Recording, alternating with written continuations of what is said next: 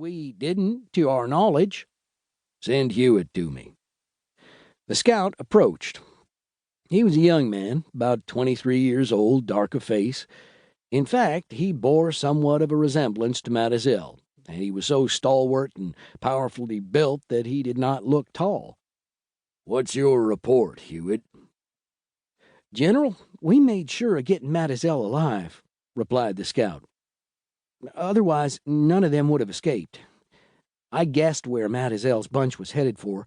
We cut in behind them, chased them into a box canyon, where we cornered them. They had but little ammunition, or we'd had a different story to tell." "Don't dodge the main point as McKinney did. Were there any Indians killed?" "We couldn't find any dead ones."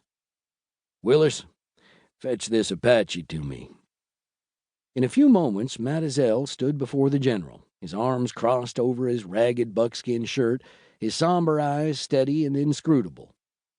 "You understand white man talk?" queried General Crook. "No sabe," replied Mademoiselle sullenly. "General, he can understand you and speak a little English," spoke up the sergeant who knew Mademoiselle. "Did my soldiers kill any of your people?" The Apache shook his head. "But you would have killed us," said the general severely. Mademoiselle made a magnificent gesture that embraced the forest and the surrounding wilderness. "White men steal red man's land," he said loudly. "Pen Indian up. No horse, no gun, no hunt." General Crook had no ready answer for that retort. "You Indians will be taken care of," he said presently.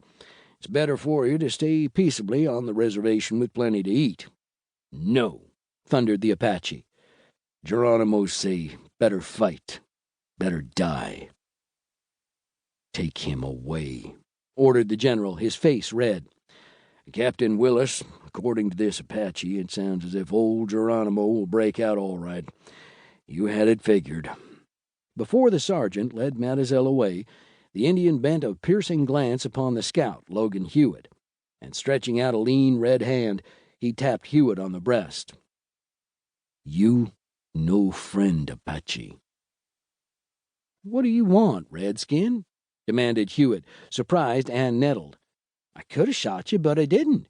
I obeyed orders, though I think the only good Indian is the dead one." "You track Apache like wolf," said the Indian bitterly. His eagle eyes burned with a superb and piercing fire.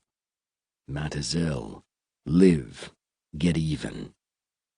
It was autumn before Logan Huett was released from his military duties, once more free to ride where he chose. Leaving the reservation with light pack behind his saddle, he crossed the Civic and headed up out of the manzanita, scrub oak, and juniper to the cedars and pinyons of the Tonto Rim. The trail climbed gradually. That same day he reached the pines and the road General Crook had cut along the ragged edge of the Great Basin. Huett renewed his strong interest in this mesa. From the rim, its highest point, some 8,000 feet above sea level, it sloped back 60 miles to the desert. A singular feature about this cliff was that it sheered abruptly down into the Black Tonto Basin on the south, while the canyons that headed within a stone's throw of the crest all ran north. A few miles from their source, they were deep, grassy valleys with heavily timbered slopes. The ridges between the canyons bore a growth of pine and spruce, and the open parks and hollow swales had groves of aspen and thickets of maple.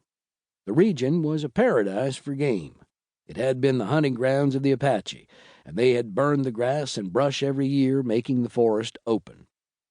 Back toward the Civic, several cattle combines, notably the Hash Knife outfit, ran herds of doubtful numbers on the lower slopes.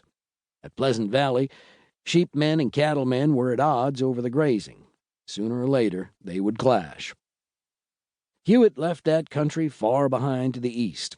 He traveled leisurely, camping in pretty spots, and on the third night reached the canyon head where he had brought Mademoiselle and his Apache comrades to General Crook, which service practically ended the campaign. He found where the soldiers had built their campfires, little heaps of white and lilac ashes in the grass. He thought of the somber